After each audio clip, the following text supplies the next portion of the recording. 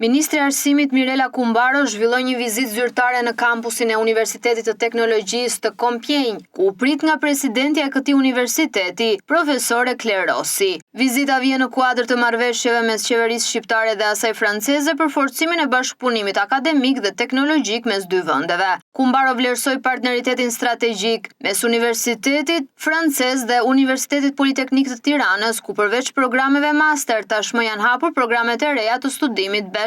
me diplomë të dyfisht në inxhinieri kompjuterike dhe elektronik, duke ofruar standarde europiane për studentët shqiptar dhe të huaj që studiojnë në Shqipëri. Jemi këtu bashkë me profesor Dritani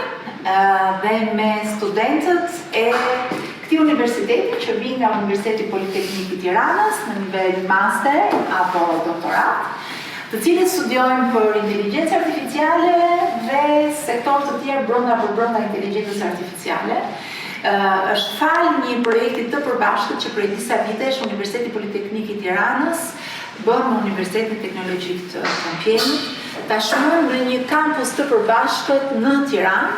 ku praktikisht po shtohen studentët nga një vit në tjetrin dhe ku do të përfitojnë të dy diploma, qoftë atë të Politeknikut në Tiranë, qoftë të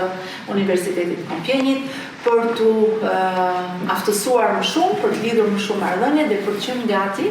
për atë që ne kemi quajtur gjithë bashkë tregu evropian. Po më vjen shumë mirë që pjesa më e madhe për tyre më pyesin se cilat janë mundësitë e integrimit në Shqipëri dhe në Tiranë. Inteligjenca artificiale tani në Shqipëri ka edhe një ministre të dedikuar, Diella,